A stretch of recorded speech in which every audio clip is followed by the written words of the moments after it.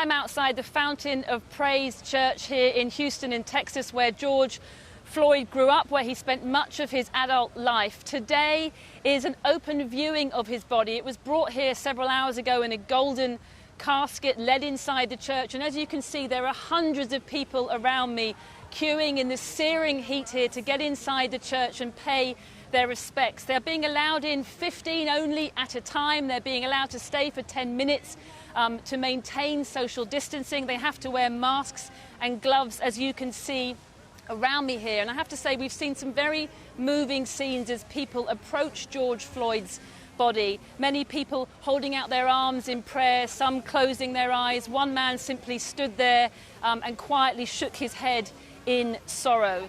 The governor of Texas, Greg Abbott, was here earlier, and he sought to reassure people that what happened to George Floyd in Minneapolis would not happen to people here in Texas. But of course, that's a very hard thing to guarantee, because sadly, tragic events like the death of George Floyd, an unarmed black man, at the hands of white police officers, do happen all too often here in America. And that is why protesters and people here aren't just calling for justice for George Floyd, but also for a restructuring, a defunding, an abolition even of police forces here in America. On that, the police officer charged with the second-degree murder of George Floyd had his bail today set at more than $1 million. And I should warn viewers, there are some scenes that are distressing in my report. Sir, 10-4-13-27. Are you doing okay? Do you mind stepping? A black man stumbles around the street in Virginia as police try to coax him into an ambulance. He's not threatening and doesn't appear to be armed. Yet another officer arrives and fires a stun gun. He runs over, strikes the man, presses his knee into his back and fires the stun gun again. In the past, the officer may have got away scot-free, but in the current climate, he was charged with assault and battery, while the black man recovered in hospital. The scene is unconnected with the protests that have gripped America since the death of George Floyd, but critics say it's typical of the often brutal treatment of black people by white police officers. As mourners begin to gather here in Houston for the public viewing of George Floyd, across the nation there's a rallying cry to defund the police, to restructure and reform and focus the funds instead at the community level to better address the root causes of crime and remove the police and their perceived excessive use of force from the equation. Is to do what's necessary to keep every single member of our community safe. That's exactly what they concluded in Minneapolis, the place where George Floyd was killed at the knee of a white police officer. The city council voted overwhelmingly to dismantle the police there altogether. Our commitment is to end our city's toxic relationship with the Minneapolis Police Department, to end policing as we know it, and to recreate systems of public safety that actually keep us safe. But the city's mayor didn't support the motion and instead called for deep structural reform of what he called a racist system. Shame, shame, shame, shame. Still, the crowd jeered him away. He's not alone, though. As we landed in Texas yesterday, we met one of George Floyd's uncles who said he didn't believe a radical police overhaul was the answer.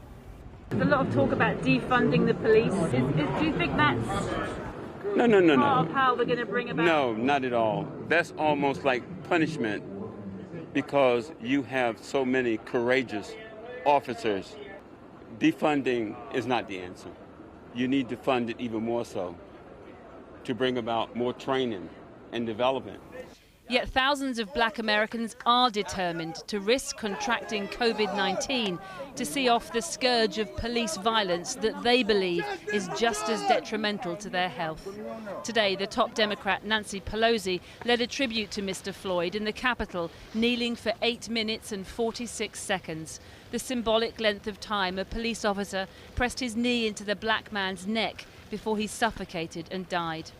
We cannot settle for anything less than transformative structural change. They're calling for a complete overhaul of police oversight and procedures to include a ban on police chokeholds. But President Trump sought to politicize the moment, tweeting, Law and order, not defund and abolish the police. The radical left Democrats have gone crazy. He did so as protesters made their views clear in a second giant yellow mural outside his front door.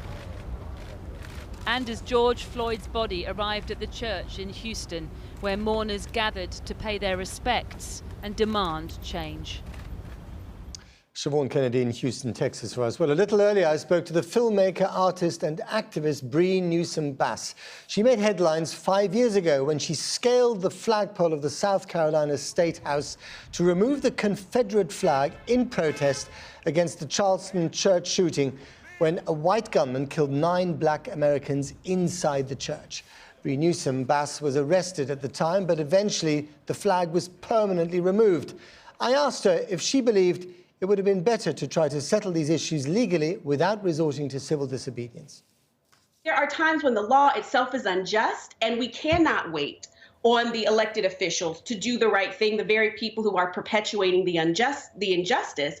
And that's why we resort to things like civil disobedience and protest to challenge what we consider to be unjust laws. Even if that civil disobedience involves acts of violence, especially against some of them sacred buildings or monuments or statues. Well, that's the story of the American Revolution. I mean, the American Revolution began when people read the Declaration of Independence and immediately went out and started tearing down statues to King George. I mean, that's the story of our country here, right? And frankly, that's the story of human history, the story of rebellion against tyranny. The presence of the Confederate statues and the statues of colonialists towering over everyone. The purpose of seeing that in the public square is to remind everyone of what the order is. It is that very order. What about spray painting the words racist on the plinth that carries the statue of Winston Churchill, which is what happened here this weekend? Yes, that again, this is a form of challenging revisionist history. For instance, with Winston Churchill, the point that people are making there is that, yes, he took a stand against fascism in Germany, but he was also one of the great proponents of colonialism throughout the world. Winston Churchill, if I'm not mistaken, was in opposition to Gandhi and the Free India movement. So there has to be this process of reconciling with the past in the ways that those ideals have fallen short, that we have not reached that, so that we can then look towards actually making those things real in the future. Okay, what happens next in America? We saw that the Municipal Council of Minneapolis decided, with a big majority, to defund and dismantle the police force that led to the alleged murder of George Floyd. That is a really big move, unthinkable even 2 weeks ago, right? So what difference will that make? And do you think that other municipalities in America will follow suit? I certainly hope they follow suit. If we have a situation where the forces that are supposed to be keeping us safe are killing us, are endangering us, then it's time to dismantle it and rebuild something new. And that's what we're saying. Finally and briefly, Bree, this is a very delicate, to put it mildly, moment in American history. And you're in the middle of an election year. So there's everything to play for both sides. How does this story end, do you think?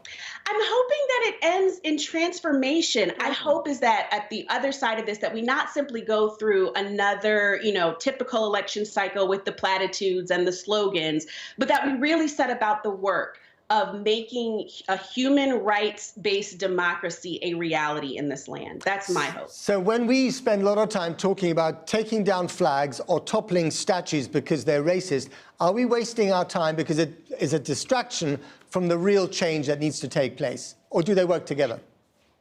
I think they work together. And I think it's important. I say this all the time. I don't want us to remove the symbols and then say, well, we've done our work, let's pat ourselves on the back. If we haven't really done the work of making it real, it doesn't matter. So those things really have to go hand in hand. And that's what I feel like is happening. So I am really hopeful about that as well. Bree Newsome, thank you very much indeed for joining us. Absolutely. Thank you for having me.